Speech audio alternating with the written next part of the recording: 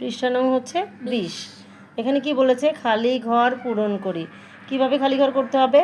56, এখানে কিছু দেওয়া নাই, দশক আর এককের ঘরে কে বসবে, মানে এই দুটো সংখ্যার কে কোন ঘরে বসবে আমরা সেটা বসাবো। এখানে 6 কি ডান পাশে আছে, তাহলে 6 একক, একক, আর 5 দশকের ঘরে আছে, তাহলে আমরা এই ঘরে দিব। সেমভাবে এখানে 8 10 3 83, তাহলে 3 কোথায় বসবে দেখাও তো। 3 ডান পাশে, তাহলে একক লিখে দাও, 3 লিখে দাও, 3 লিখে দাও সুন্দর করে।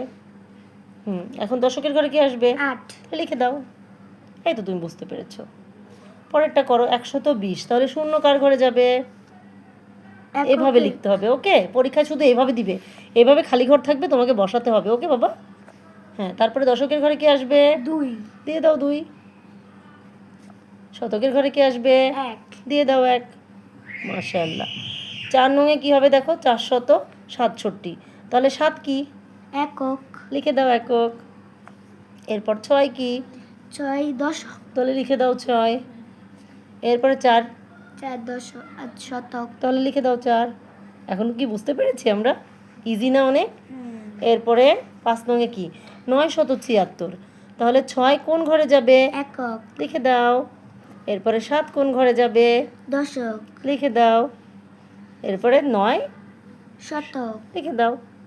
এই তো আমরা শিখে গিয়েছি। 1000, 1000-এর শূন্য কোন ঘরে যাবে? ডান পাশে শূন্যটা একক, দিয়ে দাও একক।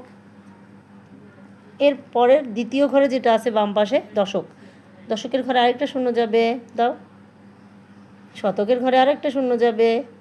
এখন কে রয়ে গেল? 1, তাহলে 1000, হাজারের ঘরে 1। অনেক ইজি না এটা? মাশাআল্লাহ, হয়ে গেল আমাদের 20 পৃষ্ঠা সলভ।